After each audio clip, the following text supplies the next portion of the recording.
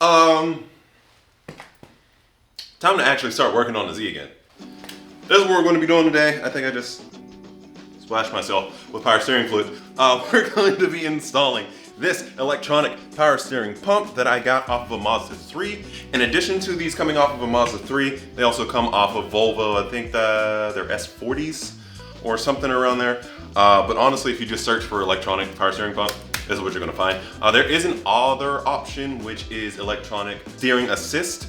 That other people are doing. It involves the column and everything. This will just replace your pump. You can mount this remotely somewhere else. You can put it in the back of the car if you want. This one in particular has a remote mount for our reservoir.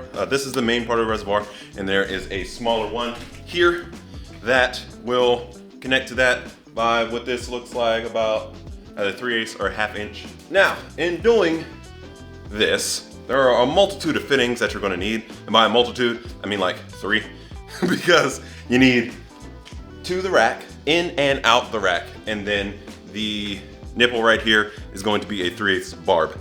The only thing is if you get a barb receptor, it may or may not work, because I don't know what the exact diameter of this is. And what I mean by barb receptor is this. Where the fuck are you at? Where the fuck compression? These guys, which is basically an AN fitting on one side and then a barb receptor in here. And essentially how it works is it goes over the barb, seals with this O-ring. Once you tighten this down, it basically compresses that O-ring up against the barb, or the shaft of the barb, shaft, and creates a tight seal. However, this won't actually go over the raised part of the barb, so doesn't quite fit. So just know that these may or may not work. This one came from Racetronics, and it's not going to work for this situation. Instead of us doing A and in, what we're going to do is we're going to do a 3/8 barb adapter on the rack out, and then we'll do a rubber hose back into here, so we have our return line set up. Now, as far as mounting and wiring goes, we're going to hit the mounting part first. This has a bracket that's usually attached to it, and it has little rubber isolators on it. It's a 2-piece bracket, and essentially you can reuse most of this, if not all of it, and just mount it to the car however you may want to. Our mounting location is going to be somewhere different.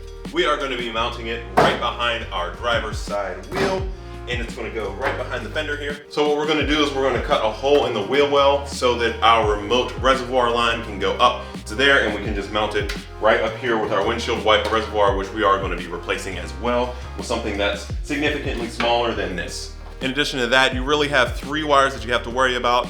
Your positive for 12 volts, your negative for 12 volts, and then your signal line. Now your signal wire is going to be working off of one of 2 different places. One is going to be keyed on, and essentially the reason why we're going to do on instead of any of the other ones is accessory means it's going to be running whenever the car is on or has any type of power going to it, other than straight off the battery. Obviously, if your key's turned off, it's not going to be getting power. And if you do ignition, it's also going to be a draw away from the starter whenever your car is starting, and this can pull around 60 amps from what I was seeing. So that's not going to be an ideal place for you to get that signal from, which is why we're going with on. Now, the other way that you can do is you can have it go straight to a switch, and that way you control whenever your power steering comes on or off. Now, there are 2 other wires on there. Whenever you go ahead and grab one of these, if you get it from the junkyard, you can pull these pigtails. Otherwise, you're gonna have to get them individually. Now, the one here with the sheath on the outside, this is going to be our power and ground. And then the other one is going to have our signal wire, as well as a can high and can low. You can tell which is which because the can highs and lows are always twisted up against each other. And you can see this blue line is sitting outside of that whole thing. So this blue line is going to be our signal wire, and the red and white are going to be our can highs and low. Now, the reason why we're not using those is because CAN is essentially a language that the car system is able to communicate with the different modules in the car. This obviously does not, because it's from the 80s, but it technically does because Megasquirt does support CAN bus systems. However, it's very not easy unless it's well documented online to set up. And that's because, like I said, it's a completely independent language, And if you don't know what certain signals are supposed to go to the controller that's in this power steering pump, it's just not gonna work out. In addition to that, there are CAN controllers that are sold online for these power steering pumps. And essentially what it is gonna be some type of potentiometer or switch that will allow you to change the amount that the pump is going to be working. So the duty cycle on this is around, I've seen one of two things, 50 or 100%, one of the two. That's a crazy range, but I've seen literally both mentioned. So it's either working at 100% or it's working at 50%. I'd imagine if it's not getting a signal, it's gonna be working at 50% because it doesn't know how fast the car is moving. Instead of overcorrecting or undercorrecting, it's just gonna kind of hit that sweet spot in the middle. At least that's what I'm guessing. I could be completely wrong, and it could be based off of the different versions of the power steering pump. So if we don't hook up a CAN signal to it, that's essentially what we're going to be getting out of this whole situation. Now, I don't have any issue with that. However, I do like maintaining functionality of whatever parts are in the car. If I put them in the car, I don't want to get half of whatever it is that I'm putting in the car. So eventually I will probably look into the CAN sniffing option. And if that is a thing that I do, look forward to a video of that coming out in the future. However, it's not going to be anytime soon. I can tell you that much. Now, with all that being said, let's go ahead and hop into this install.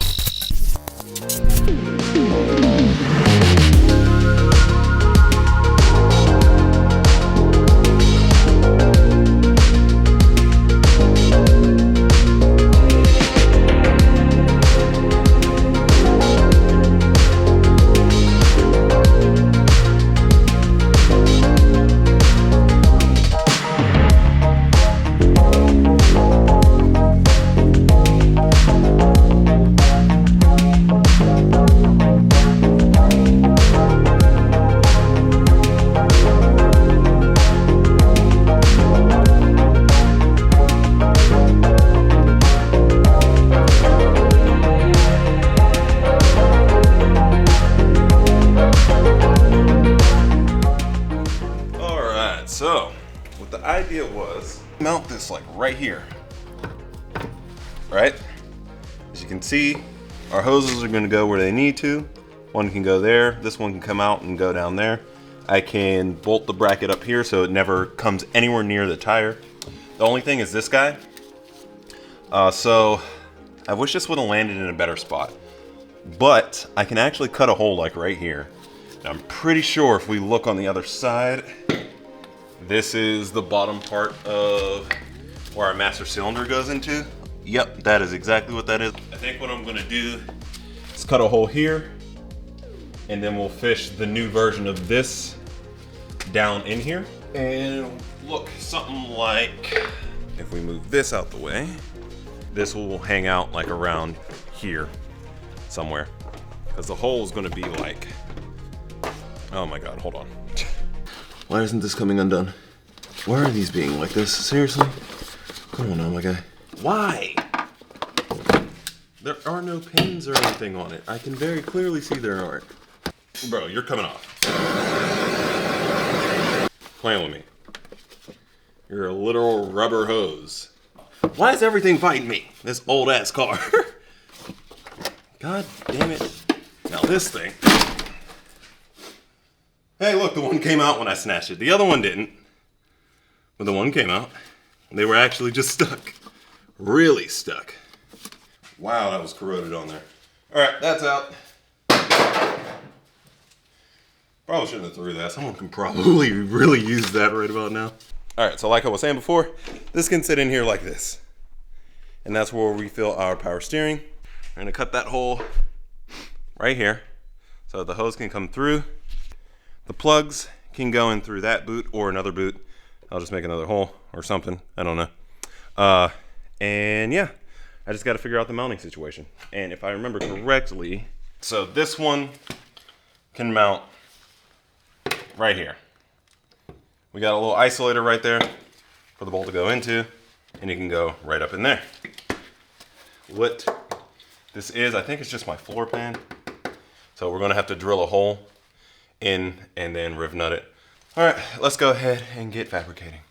So on second thought, I think I'm gonna use one of these holes here, because the way that this sits, when it's right here, I can literally run a line right here. If that line can fit through there, oh yeah.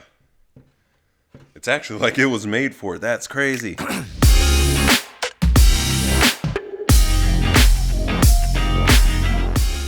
So we're going to be using M10 riv nuts, and we also have a couple bits of hardware that I salvaged from either the car or the junkyard. I don't know where they came from. I just know that they are the correct threads, and they're just about the right length. Hopefully there's no wires on the other side of this. Oh, damn.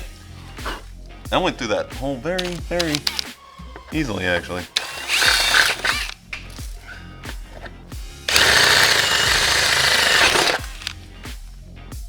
I really hope there's not a fucking wire or something in there that I'm just stabbing repeatedly. Let me try and poke it with this. I can't. Ooh, that is a wire. Well. Oh yeah, I definitely went through some wire here. I'm gonna have to pull the inside of this apart. And we're not gonna be able to press that hard. I had a feeling that was gonna happen.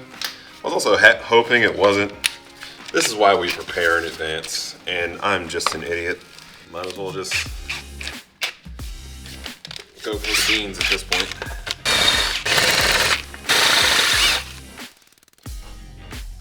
All right, I think we're good on that, actually. But I didn't go in with the biggest bit. Definitely fucked some wires up in there, though. That is unfortunate. Pretty sure that's my body harness. Honestly, I don't know. Hopefully this fits. So, God damn it. Hold me, can't let them hold me. Hold me, can't let them down. Let me try this. Oh. Woo! Nope, start a fire. Well, I just fried a bunch of shit. Woohoo! So this, kids, is not what we do. We don't drill a hole in what is essentially our ground, and also a very high power positive, and then stick a big ass piece of conductive metal through the ground into the positive. I guess I assumed since it didn't ground out on the drill that it was a ground. That was very obviously dumb of me. So now we have a bigger problem on our hands. Good news is the battery's no longer connected, mainly because the fusible link blew. So there's that. Also, we can just install this now because well, can't really break it anymore, so yeah, there's that. So I'm just gonna finish installing this.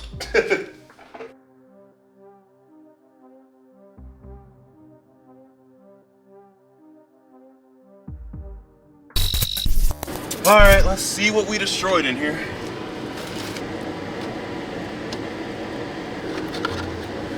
I mean, I guess I'm okay with it. I'll just lay it over here for now. I put the flashlight on the other side of the hole, and it's shining through, and I'm still not seeing any light back here. And in fact, I'm not really seeing any on the camera either, so. It's weird. It must be like literally right in the corner. Like I just barely, well, just barely. I must have hit it like dead on.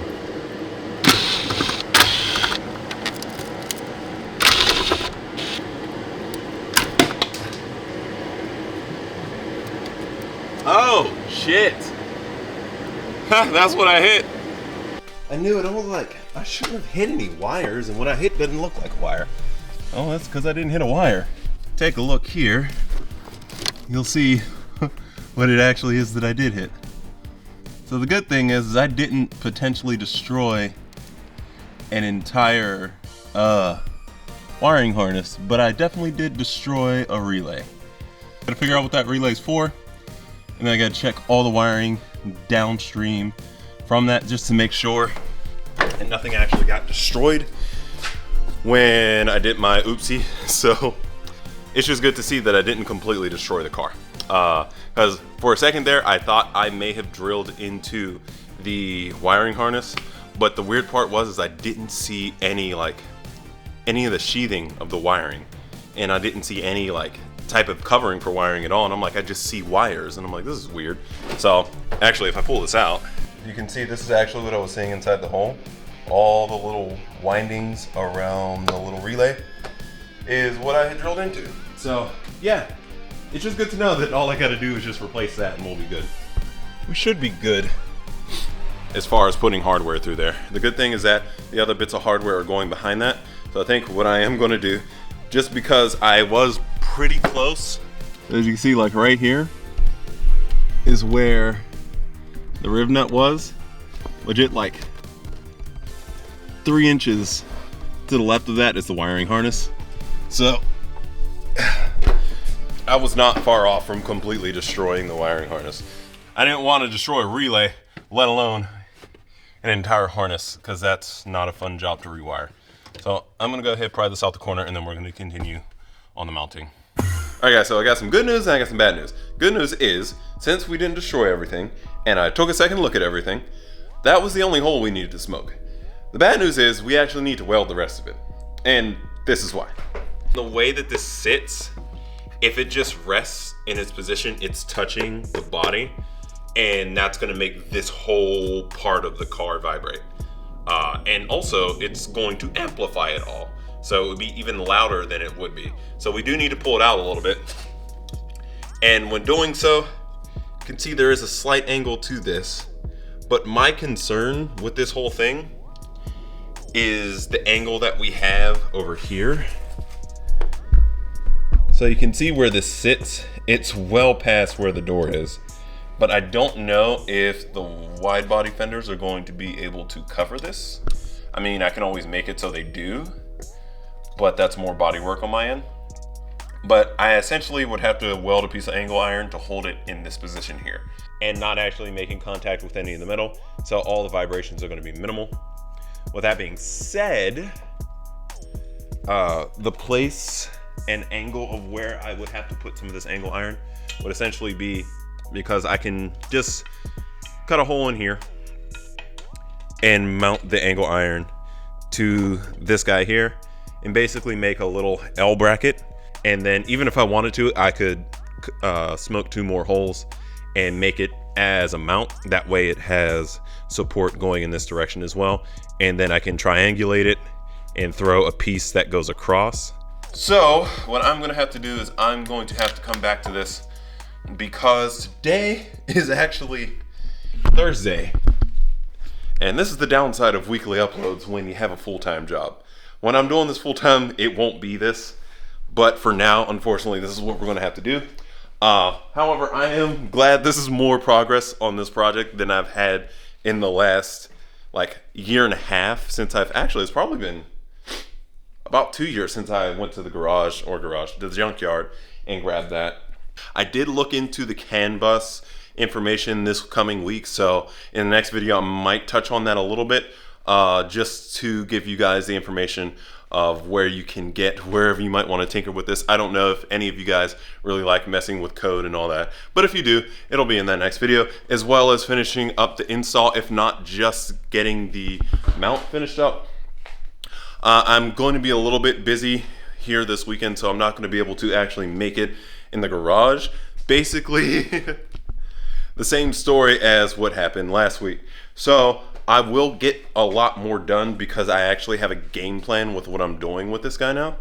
So I know exactly what it is I need to get done when I come here in the garage, and that way I can just get straight to it instead of just standing here and staring at the car for like an hour and a half before I finally get something done.